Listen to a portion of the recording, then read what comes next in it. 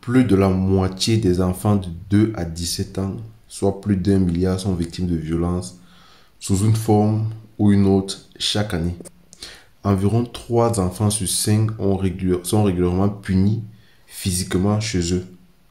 Alors, ça, c'est quelques statistiques qui nous montrent la situation en ce qui concerne la violence des enfants dans le monde. Bonjour à toi et bienvenue sur cette vidéo, bienvenue sur Parlons de santé publique. Ici dans cette chaîne YouTube, on parle de santé publique, on parle du contenu, on parle des concepts de santé publique, on parle de nos expériences en santé publique. Et voilà, on parle également de l'actualité sanitaire. Et si tu es étudiant, si tu es professionnel de la santé, je t'encourage à t'abonner sur cette chaîne YouTube pour nous suivre, afin qu'on puisse partager nos différentes expériences en santé publique. Donc, aujourd'hui, comme je le disais, on va essayer d'évoquer le sujet qui est un peu d'actualité, qui parle de la violence des enfants et voilà le lien avec la santé publique. Donc, récemment, il y a eu un engagement des pays contre la violence qui touche pratiquement un milliard d'enfants dans le monde. Donc, il y a eu plusieurs voilà, des formes d'engagement des différents gouvernements avec le lead des Nations Unies pour la protection de l'enfance qui ont pris des engagements pour pouvoir donner un coup de fouet, okay, à l'avancement voilà, des stratégies de prévention des enfants, voilà, de la santé des enfants, du bien-être des enfants. Donc, il y a une centaine de gouvernements qui ont pris des engagements de manière assez historique pour mettre fin à la violence contre les enfants. Il y a 9 d'entre eux se sont engagés à interdire les châtiments corporels, okay, un problème qui touche 3 enfants sur 5 dans leur domicile. Donc, ces engagements ont été annoncés lors d'une conférence ministérielle historique qui a été tenue à Bogota, en Colombie, au cours de laquelle il y a eu des délégations gouvernementales qui devaient s'accorder sur une nouvelle déclaration mondiale visant à protéger les enfants contre toute forme de violence, d'exploitation et d'abus. Donc, c'est un événement qui a été organisé par le gouvernement colombien, comme je le disais, et le gouvernement suédois en collaboration avec l'Organisation mondiale de la santé, l'UNICEF, et la représentante spéciale du secrétaire général des Nations Unies chargée des questions de la violence contre l'enfant. Donc, il y a eu plusieurs pays qui se sont engagés à améliorer les services qui sont destinés aux survivants, voilà, aux survivants de la violence dans l'enfance et à ceux qui ont été victimes de harcèlement. Vous savez qu'il y a des personnes qui ont été victimes de violences ou de harcèlement dans leur enfance et qui gardent les stigmas, okay, au cours de leur vie adulte, qui gardent les traces de cette violence-là. Et ceux-là aussi ont besoin d'assistance parce que c'est une des conséquences de la violence contre les enfants qui portent durant leur vie.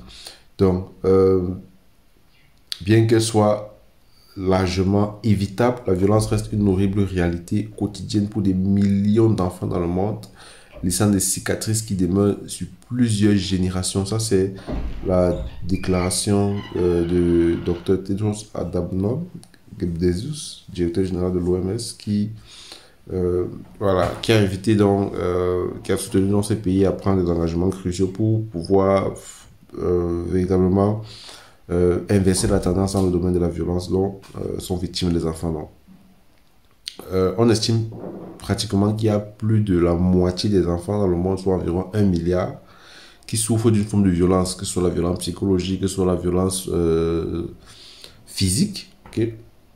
Comme par exemple la maltraitance, les châtiments corporels, qui vraiment est la forme la plus répandue de violence chez les enfants, le harcèlement, la violence physique, la violence psychologique, la violence sexuelle, ok? Ça, ce sont des formes de violence qui existent et dont les enfants également sont généralement victimes. Euh, Généralement, la violence contre les enfants en fonction des pays, c'est une violence qui est souvent cachée et qui s'exerce généralement à huis clos. C'est-à-dire, elle est sous-déclarée. On n'a pas la possibilité même déjà de déclarer parce que voilà, c'est soit le parent, soit le tuteur qui est l'auteur de cette violence-là et véritablement, il n'est pas possible de dire, ok, là, cet enfant a subi des actes de violence, ok, parce que il n'y a pas de possibilité de pouvoir déclarer cela. Donc, l'OMS estime que que moins de la moitié des enfants touchés confient à quelqu'un qu'ils ont été victimes de violence et que moins de 10% reçoivent de l'aide. Donc, parmi les enfants qui sont victimes de violence, moins de 10%, ok, moins de la moitié des enfants qui ont été victimes de violence signalent qu'ils ont été victimes de violence. Et parmi ceux qui ont signalé, il y a moins de 10% qui reçoivent de l'aide par rapport à ça. Vous imaginez à quel point est-ce que la situation est absolument critique. Donc, la violence constitue véritablement non seulement une grave violation des droits de l'enfant, des droits de la personne, okay, mais augmente également le risque de problèmes de santé, que ce soit des problèmes de santé immédiats à court terme ou alors des problèmes de santé à long terme. Pour certains enfants, la violence entraîne la mort, okay, les traumatismes graves. Okay. Toutes les 13 minutes, par exemple, on peut dire que, selon l'OMS, un enfant ou un adolescent meurt des suites d'un homicide, ce qui équivaut à environ 40 000 décès évitables chaque année. Donc, vous imaginez, on a 40 000 décès évitables chaque année dus à l'homicide chez l'enfant. Et pour d'autres, être victime de violence peut entraîner des conséquences dévastatrices qui se répercutent tout au long de la vie. On peut citer par exemple l'anxiété, la dépression, les comportements à risque comme des relations sexuelles non protégées, le tabagisme, la toxicomanie, la baisse des résultats scolaires. Donc vous imaginez, il y a des personnes qui vont essayer d'adopter certains types de comportements qui seront donc la conséquence des actes, de la façon dont ils ont été traités pendant leur enfance. Vous imaginez à quel point est-ce que c'est un problème qui est véritablement très important. Donc, les faits montrent que la violence contre les enfants est évitable. Okay? Le secteur de la santé a un rôle absolument primordial à jouer en ce qui concerne la violence contre les enfants. Parmi les solutions éprouvées, par exemple, on peut mentionner que le soutien parental pour aider déjà les personnes qui s'occupent des enfants à éviter de recourir à des formes de discipline violente, okay, à établir des relations positives avec leurs enfants. Les interventions en milieu scolaire également peuvent être mises en place, à renforcer les compétences pratiques, les compétences sociales des enfants, okay, à prévenir le harcèlement, à donner la possibilité aux enfants de pouvoir s'exprimer, de pouvoir notifier lorsqu'ils ont été harcelés, lorsqu'ils ont subi des actes de violence, que ce soit des violences sexuelles, des violences psychologiques, des violences physiques. Déjà éduquer les enfants par rapport à ce type de violence-là et leur faire comprendre qu'il y a des services qui sont disposés à les écouter lorsqu'ils sont victimes de ce genre de violence. Donc, il y a des services sociaux, des services de santé adaptés qui devraient être mis en place au niveau au niveau des pays. Okay? Et il faut également, il y a des lois qui interdisent la violence contre les enfants et qui réduisent les facteurs de risque sous-jacents tels que l'accès à l'alcool, les armes à feu, les initiatives qui peuvent viser à assurer une utilisation plus sûre d'Internet par les enfants. Donc, les travaux de recherche ont montré que lorsque les pays mettent en œuvre efficacement de telles stratégies, ils peuvent réduire de 20 à 50% la violence subie par les enfants. Vous imaginez, en mettant en place des lois, en mettant en place des services qui vont s'assurer de la protection des enfants. Okay. En éduquant les enfants, on peut réduire la violence contre les enfants de 20 à 50%. Vous imaginez. Donc, conformément à la Convention des Nations Unies relative aux droits de l'enfant, les premiers objectifs mondiaux en vue de mettre fin à la violence contre les enfants ont été fixés dans le cadre des objectifs de développement durable des Nations Unies. Il y a eu des avancées réalisées dans plusieurs pays, des progrès dans la réduction de la prévalence globale de la violence dans l'enfance. Ça a été, il y a des progrès, mais ça a été des progrès très courts. Okay. Et on parle environ de 9 enfants sur 10 qui vivent encore dans des pays où la loi n'interdit pas la forme courante de violence à l'encontre des enfants, tels que les châtiments corporels, les abus, l'exploitation sexuelle. Okay. Plus d'un millier de personnes ont eu à participer à cette conférence et voilà, on espère qu'il y aura un fort niveau d'engagement qui sera pris par rapport à ce phénomène-là. Ce qu'on peut déjà savoir, c'est qu'on parle, par exemple, selon l'OMS, d'une fille sur 5, okay, un garçon sur 7, qui sont victimes de violences sexuelles. Okay, plus de la moitié des enfants âgés de 2 à 17 ans, soit plus d'1 milliard d'enfants sont victimes de violences sous une forme ou une autre chaque année. Ok. On estime qu'entre 25% et 50% des enfants ont été victimes de harcèlement déjà au cours de leur vie.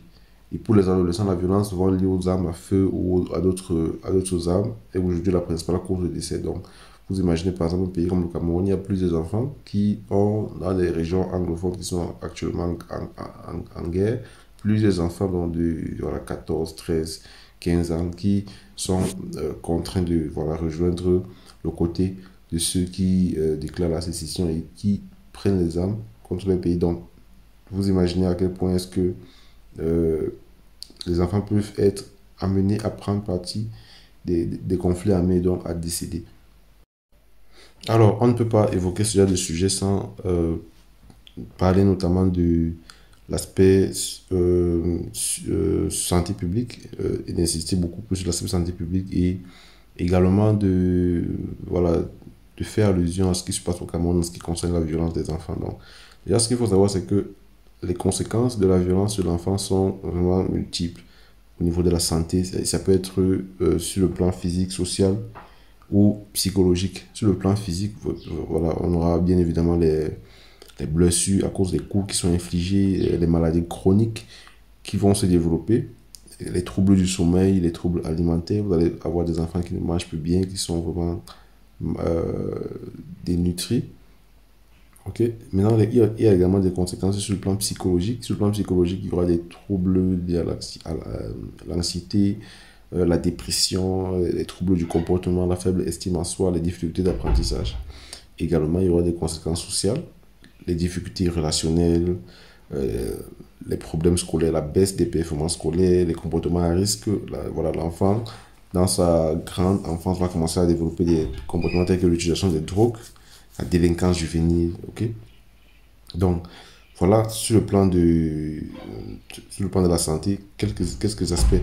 Donc, euh, au Cameroun, par exemple, il y a, comme dans plusieurs pays en développement, la violence envers les enfants, c'est un problème de santé publique majeur. Ok. Comme on l'a évoqué en début de la vidéo, les données par rapport à cela sont limitées. Comme j'évoquais tout à l'heure, il y a une faible notification des actes de violence contre l'enfant, ok. Parce que voilà, il n'y a pas de sujet de services qui ont ce travail-là vraiment de collecte des informations, d'écoute des, des enfants. Donc, la prévalence est assez élevée, ok. Les taux de violence envers les enfants euh, voilà, comme je l'ai évoqué, les chiffres, on n'a pas les chiffres réels parce qu'il n'y a pas ce genre de services qui sont supposés, qui sont effectifs et qui sont supposés être à l'écoute des enfants. Donc, euh, il y a également des coûts économiques, c'est-à-dire que la violence envers les enfants va par exemple entraîner des coûts pour les familles, les communautés, l'État en termes de soins médicaux, de perte de productivité. Ok. Donc, si on doit évoquer une sorte de facteur de risque, qu'est-ce qui entraîne les violences envers les enfants? Déjà, on peut mentionner un aspect comme la pauvreté, parce que les enfants issus de milieux défavorisés, généralement, sont ceux qui sont le plus exposés au phénomène de violence. Ok. Également, on a les normes sociales, parce que il y a des normes culturelles qui tolèrent les châtiments corporels et la violence domestique, qui contribuent à perpétuer le cycle de violence, parce qu'on sait dans certaines cultures que voilà, si l'enfant pose ce type de comportement, il faut lui donner une fessée. Il faut le chicoter, comme on le dit souvent. Et ça fait partie des normes culturelles parce qu'il y a des normes sociales ou culturelles qui voilà, ne vont pas être très en faveur à ce qu'on puisse brutaliser son enfant. Mais dans les pays africains, généralement, c'est qu'on donne une bonne fessée à un enfant qui peut-être ne s'est pas bien comporté ou alors qui n'a pas fait une tâche qu'il devait faire. Donc, euh, un autre élément également un autre facteur de risque qui peut prédisposer les enfants à être exposés à la violence, c'est les conflits armés. Les conflits armés, généralement aussi sont internes ou régionaux, peuvent exposer les enfants à des risques accrus de violence, comme j'évoquais tout à l'heure l'exemple du Cameroun avec les conflits armés dans les régions anglophones. Donc, on a évoqué déjà les stratégies de prévention tout à l'heure. On ne va pas revenir là-dessus, mais ce qu'il faut savoir, c'est qu'au Cameroun, également, il y a euh, ce problème qui est aussi endémique. Ok. Donc, il faudrait donc que ce genre d'engagement se matérialise véritablement dans, voilà, dans les faits et que on puisse mettre en place ce genre de services-là qui vont déjà euh, donner la possibilité aux enfants de s'exprimer, écouter les enfants, ok, voilà, que ce soit dans les écoles, dans les écoles primaires, dans les écoles secondaires, écouter, être à l'écoute, des services sont vraiment à l'écoute des enfants, parce qu'il y a énormément d'enfants qui subissent ces actes de violence, surtout les violences sexuelles, parce qu'aujourd'hui on parle de plus en plus des prédateurs sexuels et les enfants sont de plus en plus exposés. Et si on n'a pas des enfants qui soient véritablement protégés, qui soient à l'abri de toute forme de violence, on aura des adultes qui auront été victimes de ce genre de violence et qui vont manifester essentiellement les conséquences de ces violences-là. Donc dites-moi ce que vous en pensez. C'est ce que je voulais partager avec vous dans cette vidéo. Est-ce que dans votre pays, il y a des services qui ont été mis en place pour garantir la sécurité, la santé des enfants? On se revoit pour une prochaine vidéo. Sentez-vous bien.